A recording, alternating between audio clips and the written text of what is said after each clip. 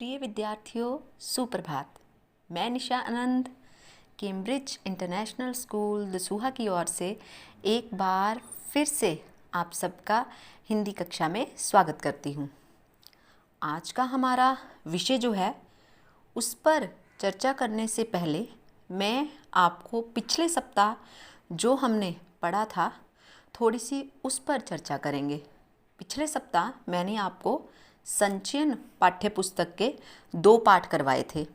एक पहला पाठ हरिहर काका और एक दूसरा पाठ सपनों के से दिन, और उनका जो अभ्यास था और अभ्यास के जो प्रश्न उत्तर थे हमने उन पर भी चर्चा की थी।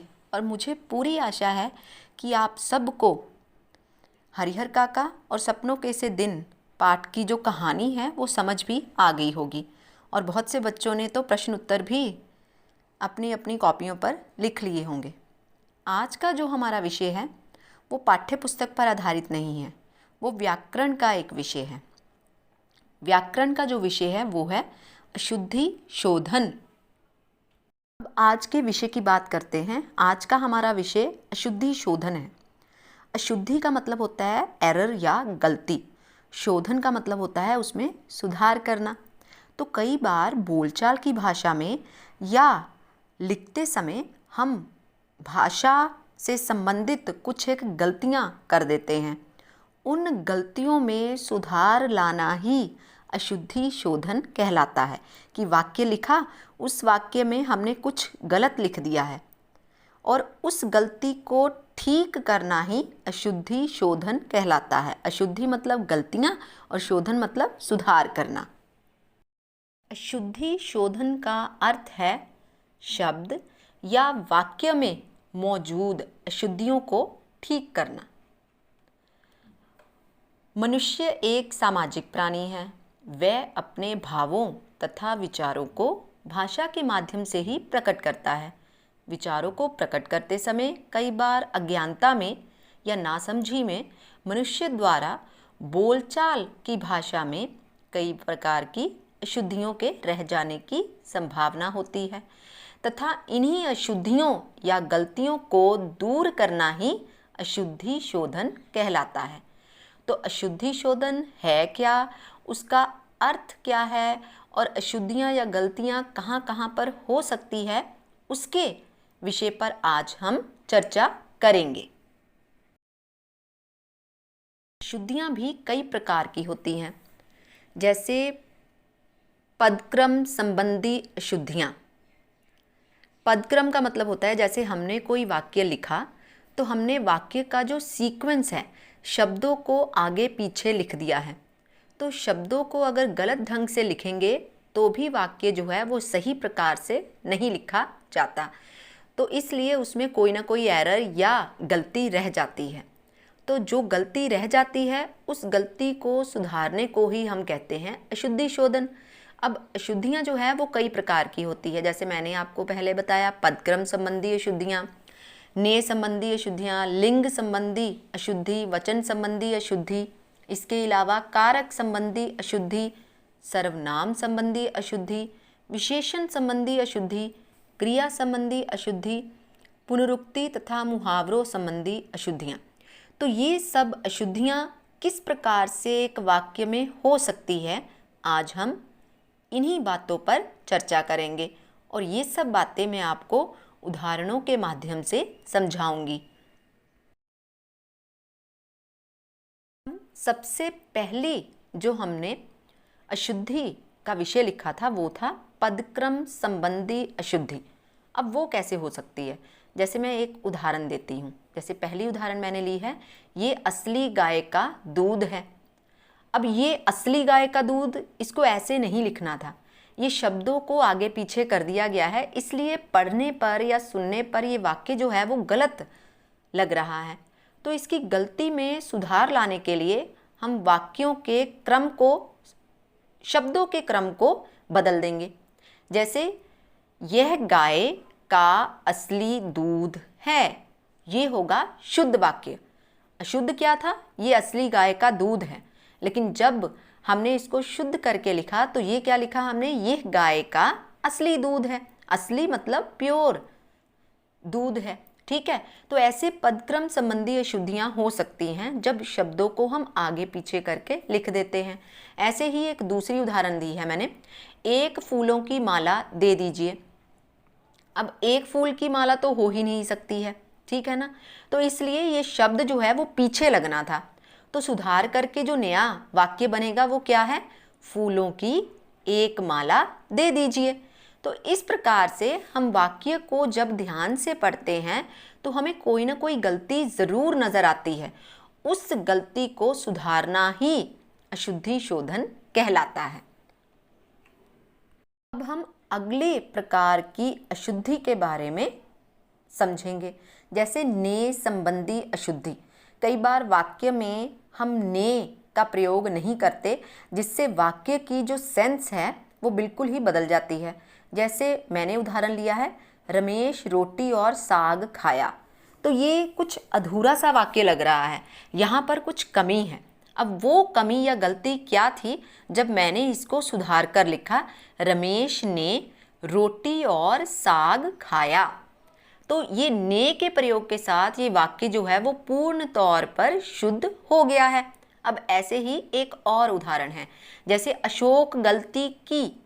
अब वाक्य जब पढ़ रहे हैं तो पढ़ते हुए हमें कुछ लग रहा है जैसे इस वाक्य में गलती है, और वो गलती क्या है, ने का प्रयोग हमने नहीं किया था। अब शुद्ध करके क्या वाक्य लिखेंगे हम, अशोक ने गलती की। अगली अशुद्धि की बात करते हैं, जैसे लिंग संबंधी अशुद्धि। लिंग मतलब जैसे लड़का या लड़की के साथ की या किया लगा दिया, तो इसके कारण जो हमारा वाक्य है वो बिल्कुल ही गलत हो जाता है। अब जैसे मैंने उदाहरण ली यहाँ पर, मैंने तुम्हारी बहुत प्रतीक्षा किया। अब ये वाक्य पढ़ने में सुनने में गलत लग रहा है, तो इसको शुद्ध करके हम लिखेंगे तो क्या होगा, मैंने तुम्हारी बहुत प्रतीक्षा की। तो ये वाक्य हमारा शुद्ध हो गया।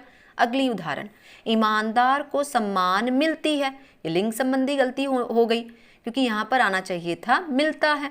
तो शुद्ध करके जब हम लिखेंगे तो वो क्या आएगा, ईमानदार को सम्मान मिलता है। तो इस प्रकार से थोड़ी सी गलती से ही हमारा जो वाक्य है वो बिल्कुल ठीक हो जाता है।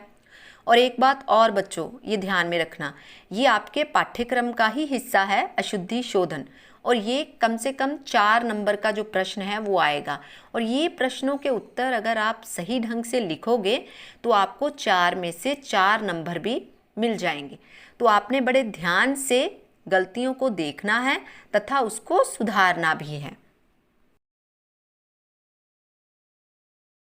अगली अशुद्धि की बात करते हैं, जैसे वो है वचन संबंधी अशुद्धियाँ। वचन जैसे एक वचन था, बहुवचन था, उसके साथ हमने गलत शब्दों का प्रयोग कर दिया। जैसे मैंने उदाहरण ली, अनेकों लोग उस सभा में पधारे। पहली बात तो ये कि अनेकों नहीं लिखते हैं, अनेकों की जगह पर अनेक ही अपने आप में बहुवचन है, अर्थात प्लूरल है।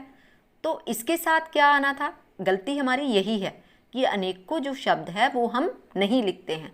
वो जो सही शब्द है वो क्या है, अनेक, क्योंकि अनेक अपने आप में ही बहुवचन है। तो हम क्या लिखेंगे, अनेक लोग उस सभा में पधारे। दूसरी उदाहरण क्या ली मैंने, 2 लड़का आ रहा है। अब इस वाक्य को पढ़ने से ही हमें पता लग रहा है कि ये वाक्य कुछ ना कुछ कहीं ना कहीं गलत है। अब सही क्या आएगा, 2 लड़के आ रहे हैं। अब इसमें वचन संबंधी अशुद्धियाँ थी, लड़का है और उसकी जगह पर क्या लगना था, लड़के। तो ये तो हुई हमारी वचन संबंधी अशुद्धि, और उदाहरणों के माध्यम से आपको बताया जा रहा है, तो आपको बड़े ध्यान से इन सब चीज़ों को अपने दिमाग में बिठाना होगा। अब अगली अशुद्धि पर जाते हैं कि गलतियां और कहाँ पर हो सकती हैं।